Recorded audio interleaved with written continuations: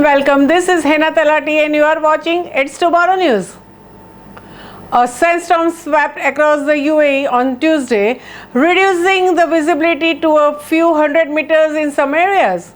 The National Center of Meteorology said northwesterly winds of up to 40 kilometers an hour were blowing dust and sand, and these conditions were expected to continue. Residents shared photographs and videos on the social media as the dust obscured the sun in some parts of the country. Abu Dhabi's Rim Island was among the areas hit by the storm, with the dust sharply cutting visibility. The conditions lingered into the evening, but flights in Abu Dhabi and Dubai were not affected. Motorists across the Sharjah and Dubai said that the dust reduced the visibility to a few hundred meters in some areas.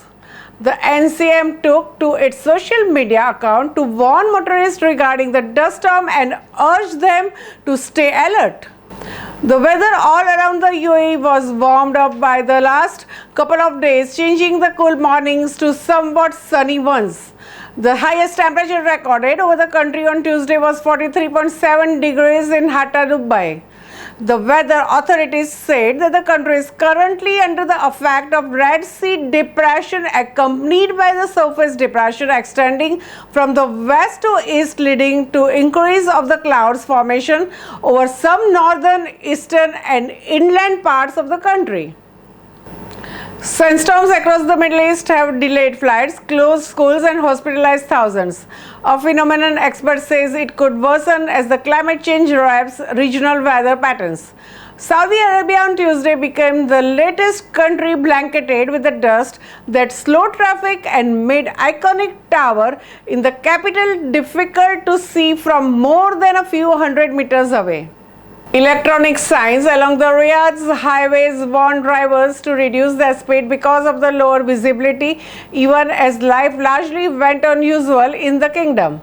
The National Meteorology Center predicted that surface dusty winds originating in the east and bringing a thick grey haze could continue west towards the Muslim holy cities of Mecca and Medina. In central Riyadh on Tuesday, sand-layered cars and buildings and residents struggled to keep it out of their homes. Neighboring Iraq has experienced 8 sandstorms since mid-April, fueled by the soil degradation, intense droughts and low rainfall linked to the climate change. The country's latest sandstorm on Monday enveloped the capital Baghdad in the orange glow, sent at least 4,000 people to the hospital with breathing problems, and led to the closure of the airports, schools and public offices across the country. There have been at least 8 sandstorms in the Iraq since April, according to the officials. They have landed thousands of Iraqis in hospitals with severe breathing difficulties, and at least one person died, according to Iraq's health ministry, which declared a state of emergency. On Monday, airports in the western Iraq saw dozens of the flights cancelled or delayed.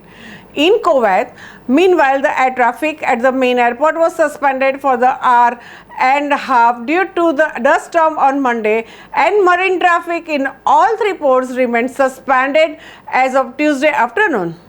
Kuwait's Ministry of Education said the classes were suspended on Tuesday but would resume the following day. In Syria, at least 3 people died along the border with Iraq because of the storm. Experts blame poor government policies, desertification and low-level levels, as well as climate change, for the frequency and intensity of the recent sandstorms. That's all for now. For more news updates, stay tuned with us. It's Tomorrow News. For more global weather updates like this, subscribe our channel and hit the bell icon for regular updates.